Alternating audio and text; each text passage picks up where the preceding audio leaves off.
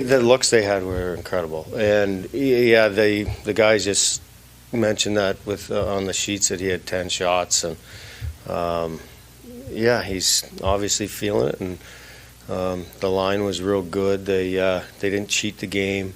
They weren't staying on the offensive zone. They weren't staying on too long. They weren't cheating in the offensive zone. They didn't blow zones. They played the right way, and they had a tremendous amount of looks, obviously. And welcome into Judd's Hockey Show. That was Wild coach Dean Everson talking about the Wild's 5-2 win over the Devils tonight, and he was talking about the first line. It's Zulgad and Declan Goff.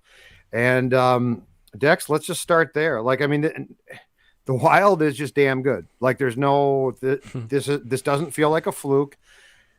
This is why we are tough on teams, because every team in this town has the ability to be damn good if they want and if they're built right. The Wild is now. This does not feel like, oh man, lightning in a bottle and it's all going to end soon. This really feels, for the first time in a long, long time, like a sustainable thing here. And let's just start though with what Dean was talking about there. The first line. So to the Wild's credit, their depth scoring is really good. They've gotten points and they've gotten goals from a lot of places, fourth line, third line, everyone for the most part, I think now, partially because they're all empowered, have contributed. But tonight, that first line, I've just got the stats here, and we can go from there.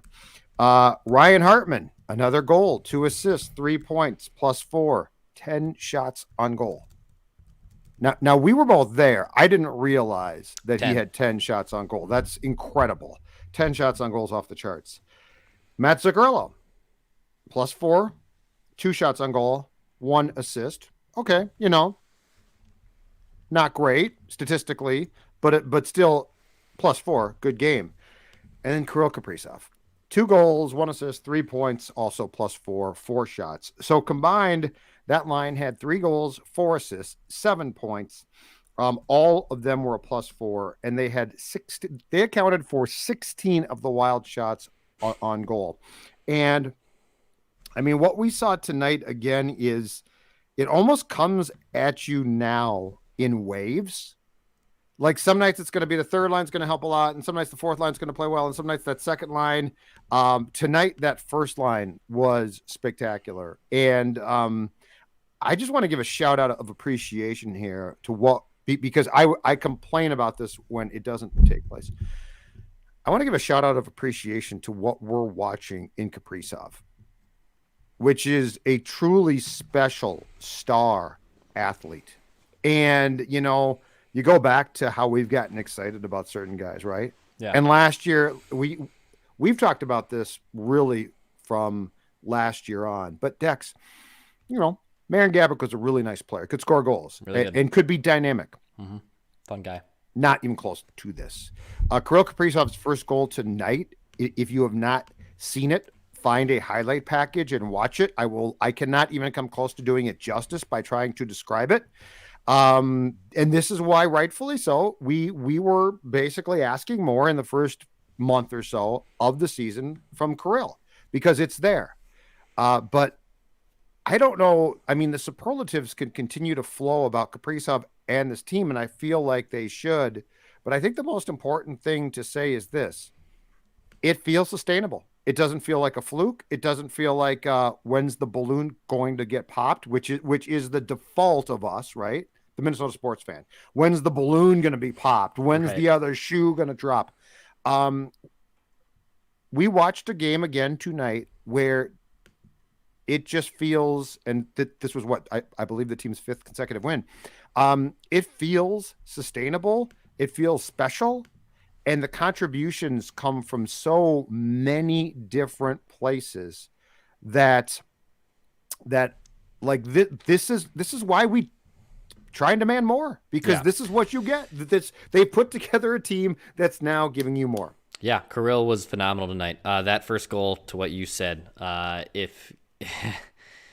it's amazing watching him in person. Obviously last year fans weren't really allowed into the stadium until towards the end of the season, and it was in small pockets, and fans are still trying to trickle their way back in as this world and economy kind of gets back from the pandemic. But Kirill in person is so worth the price of admission, man. And he's such a special player. The first goal he scored, I mean, he's on one leg scoring that goal.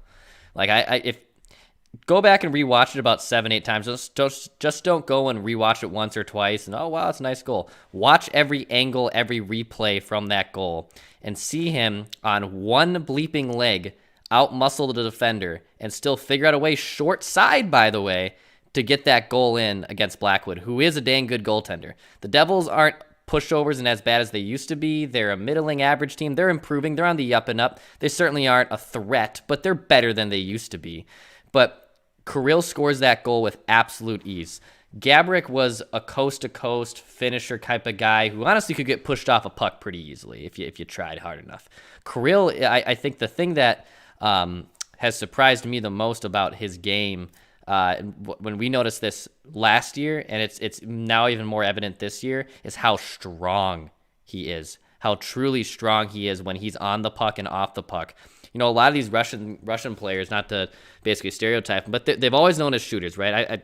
A lot of KHL guys that have come and go from this league or have entered the NHL have always been known for their shots, but they can be lackadaisical in their back checking or they're not great skaters. Not the case with Kirill. Kirill is a phenomenal skater and it has the ability to score highlight reel goals that it's not just not many wild players have ever been able to score. Not many players in the NHL can score goals like that overall. That's what's most impressive. And to your point about the line of Hartman and Matt Zuccarello, who came back from injury after missing a couple games with that finger, they were absolute beasts tonight. Yeah, Hartman, 10 shots on goal. In general, that line basically had a Corsi for of over 70%, which is absolutely unheard of. So meaning when those three were on the ice, they were out possessing the other team in terms of shot attempts 70% of the time. And Ryan Hartman, I know we can always talk about Kirill, but Hartman in 23 games this year, this from Michael Russo, 13 goals, 21 points, a plus 22. Tonight that line was a plus 4 individually. All for $1.7 million. Might be the best bargain in the NHL right now. He's looked phenomenal. Last year I kind of thought, oh, it's cute. He's benefiting from playing with Kirill, and to a degree that is still happening, no doubt. But Ryan Hartman now all of a sudden isn't just happy to be here, aw shucks, pluck and play guy because you have a superstar with you. Because Hartman, I believe, even if memory serves me right, when his first big year, his first full year with Chicago, played with Kane and benefited with 16, 17 goals. But he benefited that because he played with one of the best playmakers in the NHL. It's similar now to Kirill, but Hartman is actually having the ability to score goals legitimately. And Mats, I can always talk about, I wish Mats would shoot the dang puck more, but he has incredible vision and incredible playmaking ability in general, and that's just who he is. Matt's not going to change. Matt's not going to now all of a sudden start shooting more, even though how much I demand it. He has the ability with that insanely long twig of his, no pun intended, to set up big-time goals for this team. And Ryan Hartman and Kirill are benefiting of that. And it all does, though, stem back to what Kirill Kaprizov brings to this team, because now he makes Ryan Hartman look like a dang superstar. Yeah, and so the first goal that Kaprizov scored, which, again, if you have not seen it, go find it because it's incredible. The defender that he basically undressed is Ryan Graves, who's a really good player. So like, this was not some third pairing defenseman who had just come up from the American League. This was a guy who is a core defenseman for a Jersey team that's certainly not great, but is young and improving. And so that, to me, made that play even more impressive because, quite frankly, it's the type of play that we don't see here. I mean, or until Kirill got here, we have not seen. And I just think it's so interesting right now how this team is coming at you in different waves. And I think where it starts here, and this is a credit to Guerin and Dean, but I think, Declan, where, in my opinion, it starts is this starting point, and this is what we complained about for so long and this team lacked. The starting point of its success is work ethic. It's not being glitzy. It's not these gorgeous goals that Kaprizov can score. Those are important, don't get me wrong. But I also saw a couple of times tonight, Dex, where Kaprizov came back and back-checked his ass off. Like, he came back and made a play.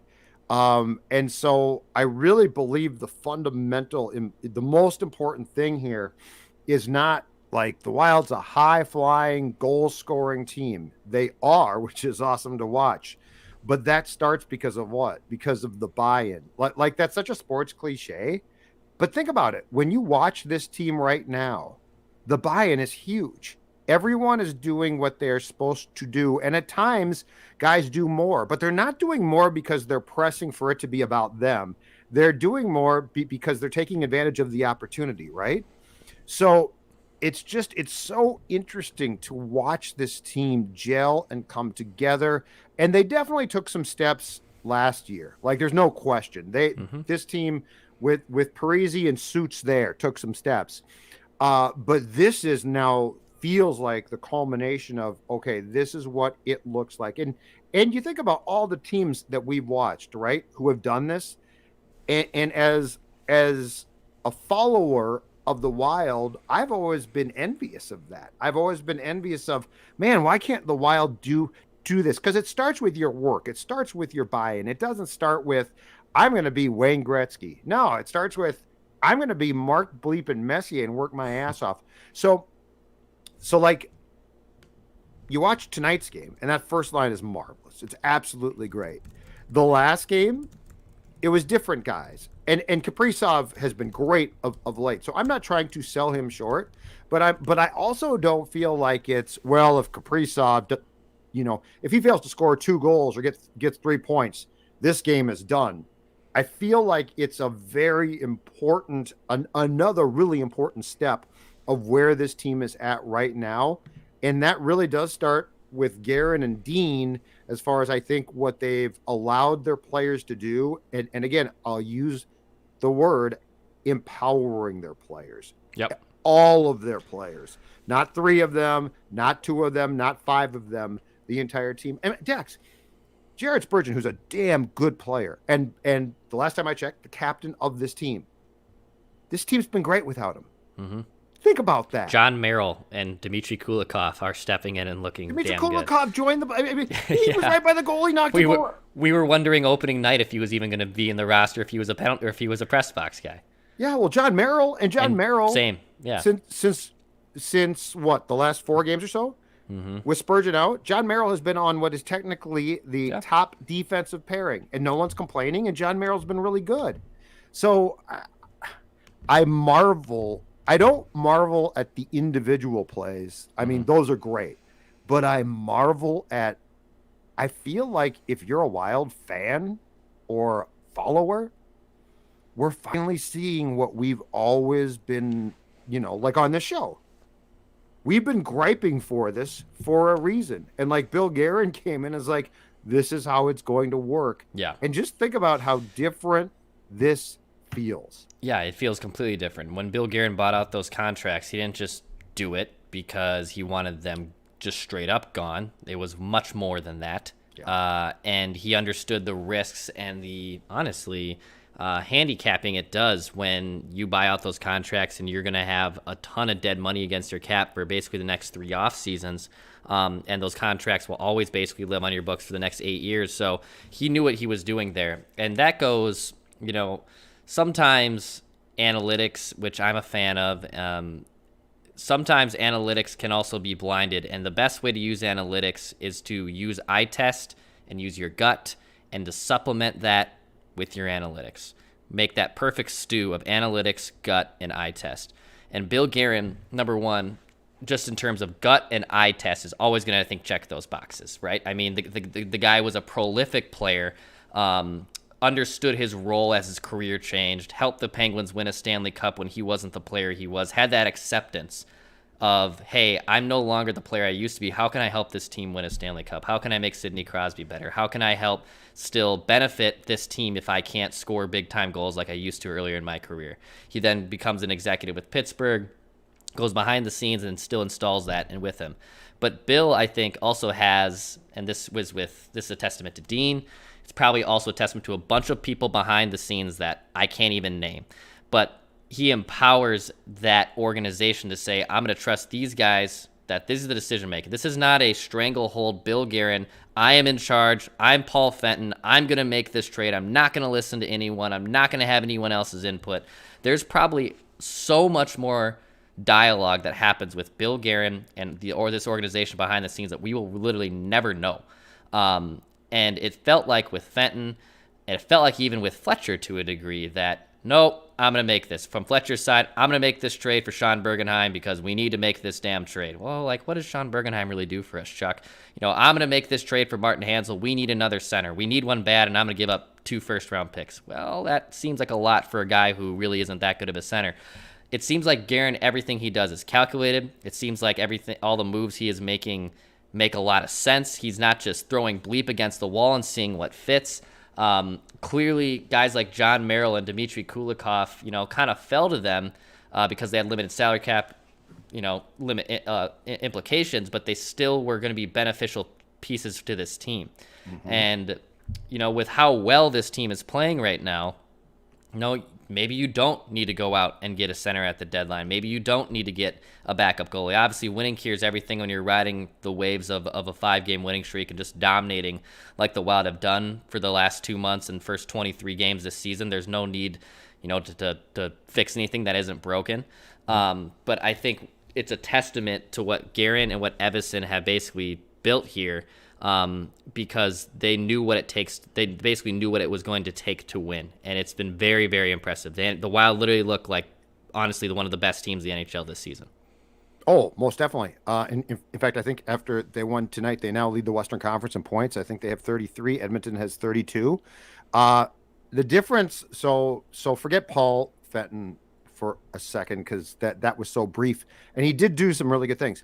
The difference, in my opinion, between Chuck Fletcher and Bill Guerin is very simple. Chuck Fletcher made moves to try and make Craig Leopold happy.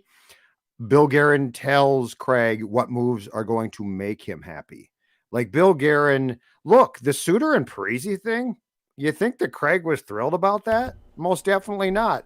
But Bill spent months saying, this is why we have to do this. And he's being proven right. He's being proven. And your point about the defenseman is a great one. Carson Soucy and Cole, who Bill Guerin traded for early last season, were a really good third pairing, like impressive. And I thought Cole was great because he had won cups in Pittsburgh. Bill Guerin knew him well. He definitely brought stability to a team that was in need of that. Both of them are gone now. Kulikov comes in. Merrill. Ben is playing now. And that's not a fluke. Like if one of the three was playing well and two of them were like, oh, they're not good, then you'd be like, okay, they got fortunate on one of them. But all three have done what they should do, and all three have exceeded what I thought. And Ben didn't play. I think he played one game until like the last 3 games, and now he is playing on a regular basis. Tonight he played 13:55, and so this isn't, again, it doesn't feel like it's luck, and it doesn't feel like it's a fluke. It feels like these guys know exactly what they're doing, and this is why in some cases on this show, Mackie and Judd, certainly on Purple Daily as well, we sit there and criticize because some things don't make sense. But then there's certain instances, Dex, where you look at what a team does and you say, I wonder about that. And then you're like, oh, hold on a second. I get that. And that's what this front office is doing right now. I will give you what I consider in these last 2 games, perfect example of something we questioned, and I'll back off now. Kaapo Kakkonen, we both talked about this. Don't you want to play him a little bit more? It seems odd you're not playing him more. Mm-hmm. I, in no way, shape, or form, thought that he would start against the Yotes and then against the Devils, and he did. He played well, 24 saves on 26 shots. But like that's doing things at a level where I appreciate it. Because as soon as we say, shouldn't you be playing him more? They're like, damn right, back to back, which tests him, which is a really smart thing for them to get a good read on where Kaapo is. And that's why I think when we question like the Twins or Rick Spielman and fans are like, they know a lot more. It's like, do they always? In this case, I'm going to give Bill Guerin full credit and Dean. They are doing things at a level where I am happy to say, okay, see what you're doing now. I'll back off. Like this is what's coming together to see what the stew is like when it's really well made, not sort of hodgepodge. And fans are like, back off. You don't know enough about the sport. And this is a great example of one where I will back off because the results are there and the strategy and schematics make sense.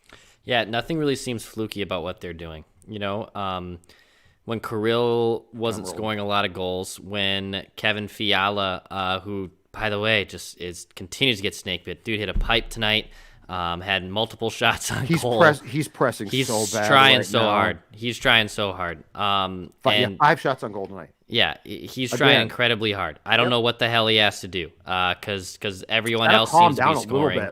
But I mean, he's got to settle himself down a little bit too, because I feel like he's pressing so hard that it's causing problems. And maybe it is. Maybe that is. But I'm curious. Just that seems Fiala seems to be the only thing that I'm waiting to get going on this team. That in the power play, right? That in the power play. That this team's been elite 5-on-5. So that also has been good too. And yeah, I'm glad they went to Capo Kakinen tonight. That there was every reason to go to Talbot. Because they would like to do that. They haven't started Capo in back-to-back games, consecutive games this season, I believe. So this was the first time they did that. Correct. And now they have Toronto coming in on Saturday. I'm seeing a ton of our comments right now on our YouTube page. By the way, thank you for watching. Hit that subscribe button. Thank you for getting us over to 10,000 subs. Appreciate you guys. Oh, you are the greatest. Thank you. Correct. I'm seeing comments that say I'm seeing a Stanley Cup preview this Saturday at the XO Energy Center, Toronto and Minnesota.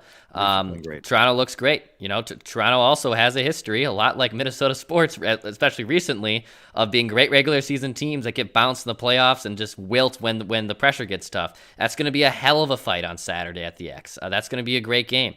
That's going to be an awesome test. You took care of two teams you should take care of in Arizona and New Jersey. You get now Toronto here at home, and that's going to be a big-time game. I'm excited to see what happens there. But in general, just nothing seems fluky. And I could maybe do a little deeper diving, later this weekend or after this game just about, well, what isn't sustainable right now? Because there's clearly everything's working, so where is the wall that eventually this team is going to hit? I look at the schedule, and I don't see it that much because I just think the Wild are playing so well right now. Not a lot of teams scare me. Toronto's a good team, so that is legitimately that's going to be a good game. That's just a good test, though. But that's going to be a test. Yeah, it's a good game. Absolutely. It's not a superior opponent to Minnesota by any means. So there's clearly probably some things that are happening here that are maybe a little overachieving, and regression could happen. But the power play should come back. Right. Fiala should score. That's the thing about this discussion is I get your point, and you're probably right. But if you go with Hartman cannot score at this pace, I would say you're right, but Fiala's going to score. The power play's been dreadful. Again, tonight, I believe it was 0-4-5, if I'm not mistaken. Yes. Or no, I'm sorry, 0-4. But still, so for everything that you can give me, I suppose the one thing that we need to wait and see, because it hasn't been bad, but it hasn't been probably good, goaltending across the board. I guess that's the one thing. Yep. But Dex, I'll come back to it. I think the most important starting point of any discussion involving this team, and I'm not going to say that they won't have a slump, but this one thing is slump proof. It's the work ethic they start with. Because that's the one thing, if that were to subside, that's a problem. But I don't see it, do you? No. They've got enough muckers and grinders and I mean, when's the last time you remember this team being even this close? And it started last season, but now to being this deep. To having 4 lines where you're oh, they can all skate. Right. Oh, there's not, 4 guys that are Clydesdale horses out there. They can't move. Every one of these guys who plays, I think, including Rask right now, deserves to play. I'm not chomping at the bit to scratch guys. I've spent the last 20 years chomping at the bit to scratch guys. But I really believe it starts with the work ethic that they enter games with, and the fact that if you try and get a free ride, it feels like there is going to be pushback, not from one guy now, but from really an entire locker room. Yeah, there clearly seems to be a buy-in from top to bottom with this team, and depth wise, it has been good. I remember that first year with Boudreaux, the depth there was really, really solid. When they, I believe, got 100 points, that was the Jake Allen series. They got bounced in 5 against the Blues. That team looked really good and was dominant throughout the entire regular season. And maybe it's just recency bias, but this team feels even way more different than that one did.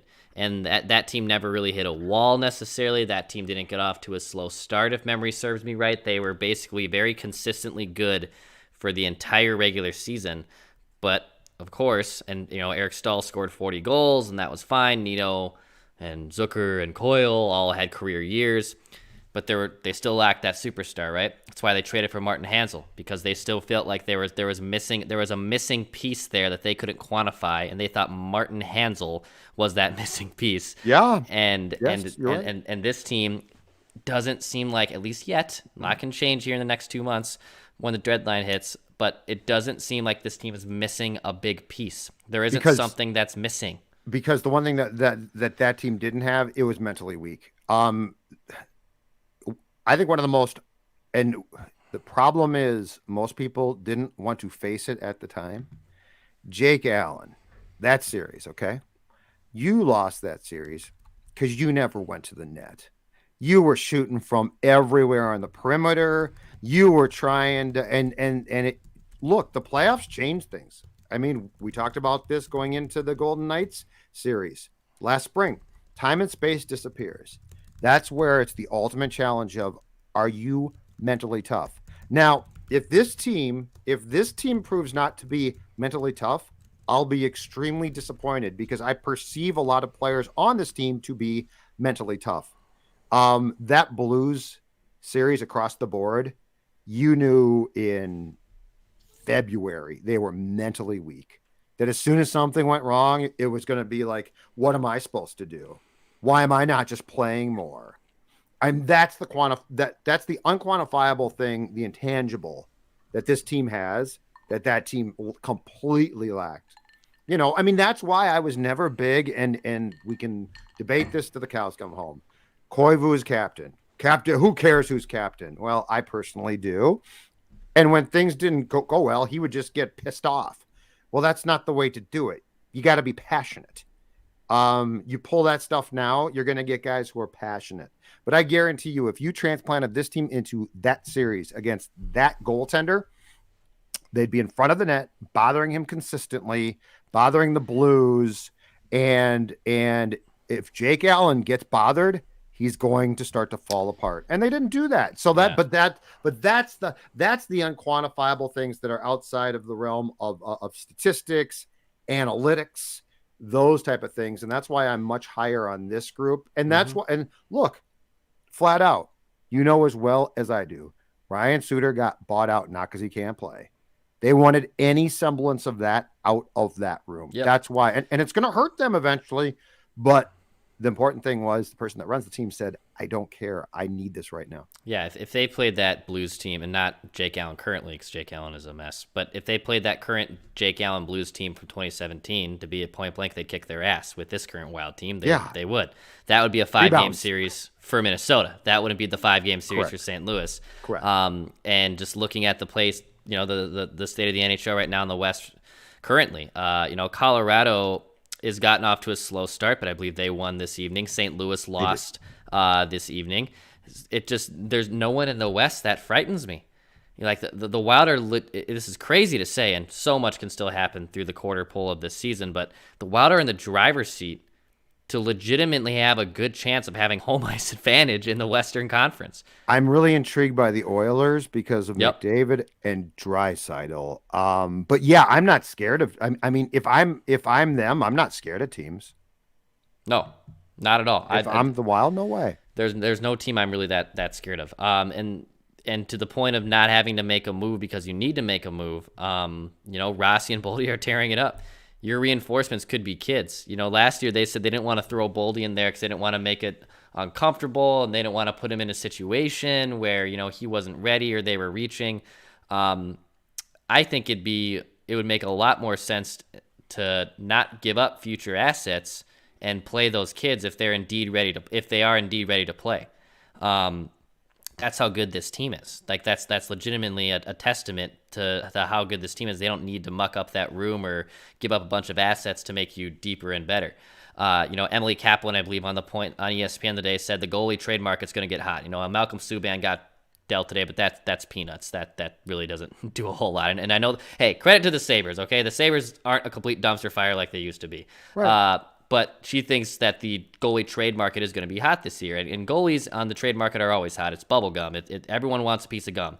And someone's going to, obviously, there's going to be other goalies that get moved. You and I were talking at the game today. Edmonton probably is going to be that player that looks for a big-time goalie. If Chicago ends up bailing on Fleury with how terrible they've been, that actually does scare me. If Edmonton, just at least on paper, got Marc-Andre Fleury, like, oh my God, look out. Right. That would legitimately put some fear in me.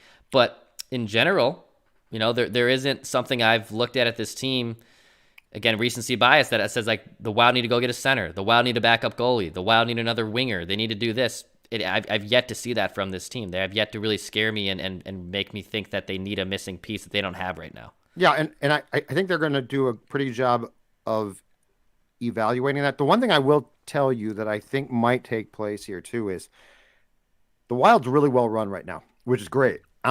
I think there's going to be a sense of this. The reality is, unless Boldy and Rossi show up in 2022-23 and are just fantastic, the cap implications of the Parise and Suter buyouts, once they take place, are going to make life tougher. And this year provides a really interesting window to win now. So I don't think Bill Guerin's going to give up a ton of future assets to make a trade. I do think he might be more than willing to make a fairly significant deal to go for a cup, though. And I don't know exactly how that would look. Like I fully expect that Boldy and Rossi are untouchable. I don't know, and I know he doesn't like to trade draft picks, but I'm not going to be surprised if he makes at least one splash move, if it's the right player too. But that's the one where I think Guerin has a pretty good. I think he's got his finger on the pulse of players. So like I don't think he's going to get a malcontent. He's worked far too hard not to. I want to wrap this up with a couple more things and then talk to you about the Maple Leafs game on Saturday, because that's going to be great. But before I get to that, I want to talk about my friends Declan Goff at Livia Weight Control Centers. And if you could give me some breaking news humming, since we all right, went and weighed in at the Livia in Minnetonka today. Declan Goff, I lost 2.5 more pounds over Thanksgiving week. I am down 28.3 pounds now. Wow. I am down 28.3 pounds, so I am down 211-ish, down from around 240. And I want you to join me now on this weight loss journey. Do it now. Don't wait. Mm-hmm. And as they say, give yourself the gift of good health. Save 50% off the program today. Your first visit is free. Call 855-GO-LIVIA or visit livia.com. That's LIVEA.com. 855-GO-LIVEA. Tell them Judd and Score North told you to check them out. They are friendly, easy to work with. The program has been extremely effective. Top line center. Exactly right. Exactly. And look at me. I look like I could play hockey. You know what? I've seen comments that are saying, well, how about Marc-Andre Fleury as a backup goalie? I think Judd Zulgad could just step in there. You put Judd Zulgad in. Goaltender stick. Okay, so through 23 games, Declan Goff, the Wild is now 16-6-1. 33 points, as I said, atop the Western Conference and atop the Central Division by 6 points over the Blues. They are 9-2-0 at home. 9-2-0. Wow. And the goal differential, which I recall a couple of weeks ago when they were still winning all of those close games, was fairly close to 0. Yeah. Is now plus 20. Wow. I'm with you and the commenters. Saturday is going to be great fun. The Leafs got off to an absolutely dreadful start, and since then have been on fire in 24 games, 17-6-1, 35 points. They're tied atop the Atlantic Division with the Florida Panthers. They are a plus 22, 7-3-0 on the road. I think this is going to be a fun game. I think it's going to be a good test. And I think we also now, because look, it's not the playoffs. It's not even close. But I think that these games as a sports fan now are great fun because you want this test. Yep. It feels like in the past it would be like, well, the Wild's going to play a really good team. I don't know they're going to win. I can't say that now for sure. And I think that this test is going to be if this year proceeds at the pace it's going, it feels like there's going to be specific benchmarks, like potential. This is going to be sort of a benchmark and a box to check off and say impressive, not impressive, or at least it feels like you accomplished something. Absolutely. To your point about happy to be here and not wanting to face certain teams. That's kind of how it felt going into the Vegas and Colorado situation in the playoffs. Well, we don't want to play Colorado. We just don't want to play them. Right. Don't want to play them. Yes, that's what I'm thinking of. And then with Vegas, it was like, oh, we played them really well, so we have a chance. But it was also still like, well, also Vegas is still better than us. Like that is clear. No matter what you saw in the regular season, it was very clear that the Vegas Golden Knights were a better team than the Wild were, i.e. they were on the doorstep of going to the Stanley Cup last year. But Toronto, you can make a case, has been just in general the best team in the NHL this year. I really can make the case. They've been balanced. They have good goaltending. They're scoring goals. They're finishing.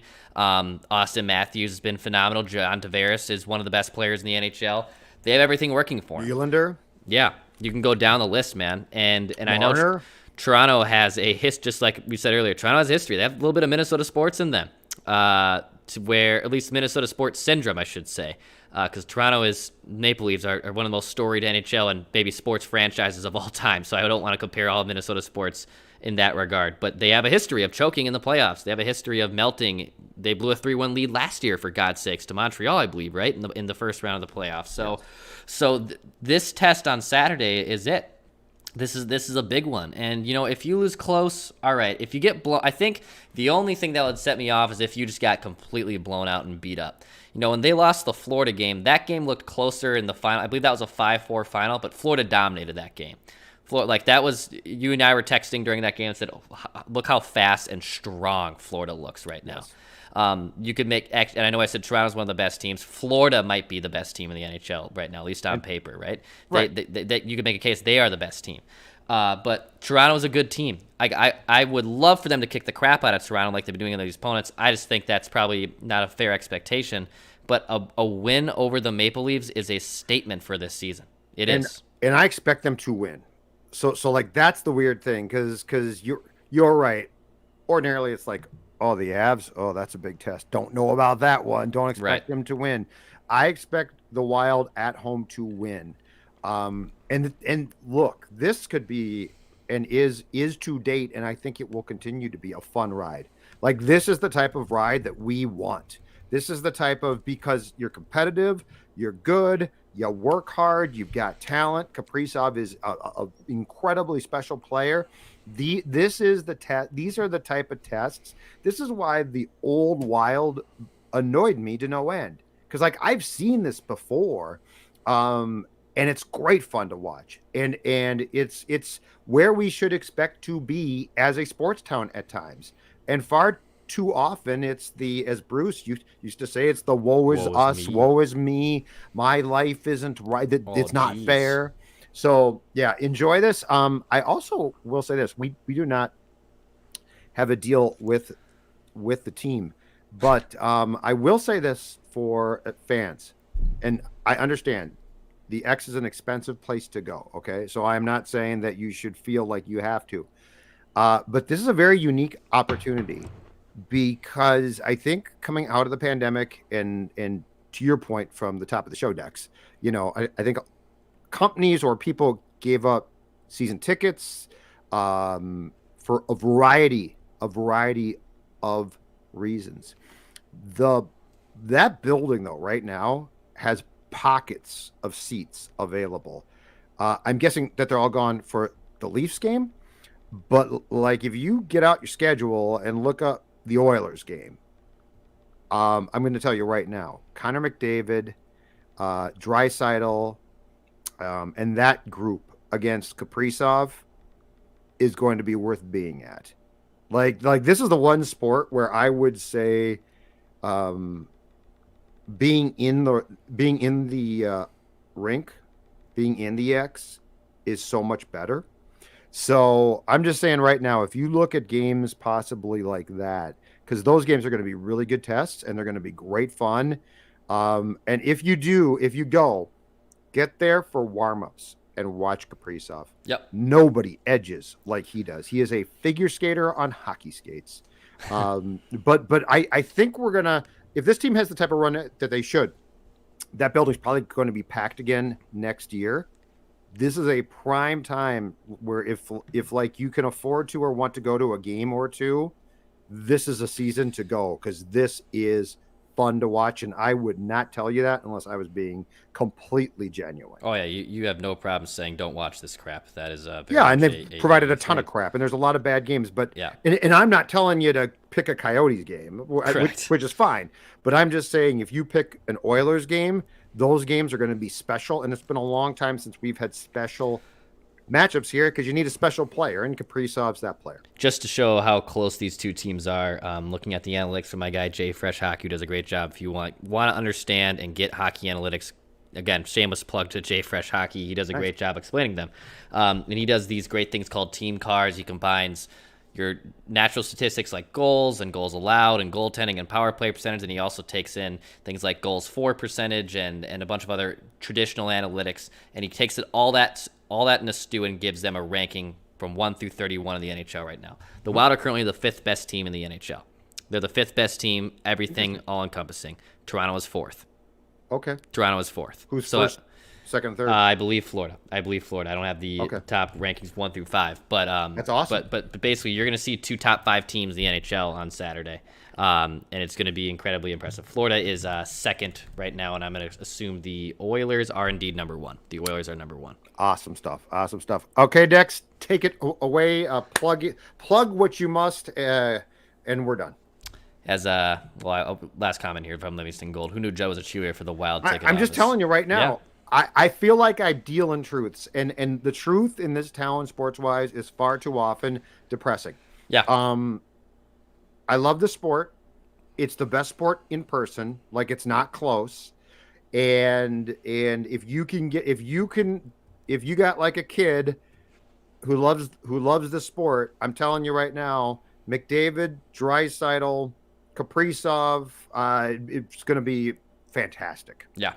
But yeah, thank you everyone for watching. If you like daily Minnesota sports entertainment, hit that subscribe button right here on our YouTube channel. We pump out content on Mackey and Judd with Phil Mackey, Judd Zolgad. I'm Declan Goff. We also have Write That Down on Wednesday. Judd and I like to do recaps after Judd's hockey show right here on this feed to talk Minnesota Wild. So if you're in need of Minnesota sports entertainment, hit that subscribe button. We're obviously on Apple, Spotify, ScoreNorth.com, and the Score North mobile app is a great hub for everything we do. Audio content, Judd's written work, Judd Zolgad's Roundup, which I love. I have to find every single week. Roundup, yep. If you want some good scoops, you'll find it there.